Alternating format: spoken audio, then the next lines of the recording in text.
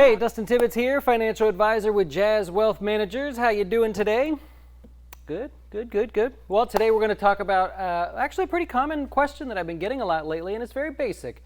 But hey, a lot of people start somewhere. We work with a lot of beginners here at Jazz Wealth. For those of you that don't know, you can go to our website. You can actually open up IRAs, Roth IRAs, and get actual help, financial advice and help no matter how big or small your account is, and that involves helping with your 401ks. We've done videos on that to show how we help there.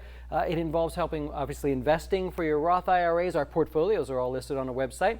And we just did a class for customers, actually, if you're going to invest on a consistent basis, when is the best time to do it and how is the best time to do it? Not from opinion, but from pure stats, looking back over the 20 years of every single day's data of the markets to actually show you where there might be an advantage there. So it brings up the question that I've been getting a lot, wow, how long do I have, right? When can I get this money in? Can I get this money into my 401k? And if so, when's the deadline?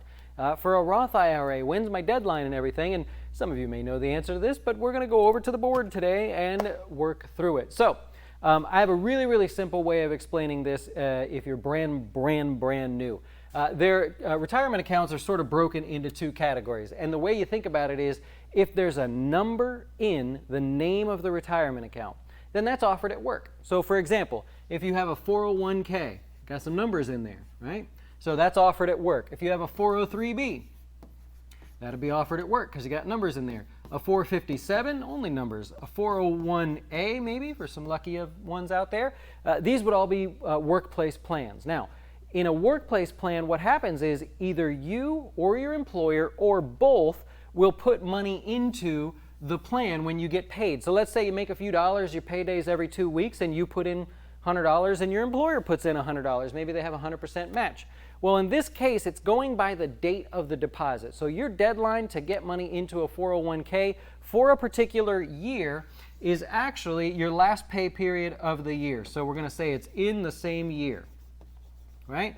Meaning you can't go back in time, right, and make contributions because your contributions are based on your pay date. Your pay date is happening on a certain year. Whatever year that is, your contributions count towards that year. So like in a 401k, if you can put the full $19,000 in and you're able to do that, you technically have until the end of the year to go ahead and do that. And that's basically how that works. So those are in your workplace plans. Again, the easy way to think about that is anything with a number in it, when you get paid, anything with a number in it is a workplace plan, and when you get paid, it goes in there. Now, anything with only letters in it, those would be retirement plans that you can start, the kind that we work with here. So, for example, we do a lot of Roth IRAs for people, right? So, a Roth IRA only has letters in it. That would be something that you start. You wouldn't actually be able to get this at your employer. There would be no employer match to this. There's no way they even know it exists unless you tell them, and they seem to care. You got a traditional IRA, only letters in that. So that would be something you can open on your own. We won't go through all of them, but you have a SEP IRA, which is becoming more and more popular by people as we all seem to be earning more and saving more. You have a simple IRA, and you get the point. So if there's only letters in there, now this is a little bit different. See, you control the deposits to these accounts. You can make a deposit whenever you want. You can make a deposit on a recurring basis. Like I said, we just did that class to show customers like exactly how to make the deposit so that you get the most out of the money.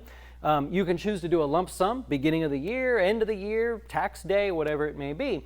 Now this makes it a little more complicated because you control it. The IRS says, hey, okay, if you have an account with only the letters in it, and that's what you're working with, you have from January of the beginning of a tax year all the way until tax day of the following year, tax day of the following year to put your money in. So you got January through December and even into the next year, right? So even though the year would have come and gone, really, you're anytime between January and tax day of the next year, you can go back in time. So let's say this is 2019. We've already passed January. We're sitting somewhere here in September. December comes along. It's not over.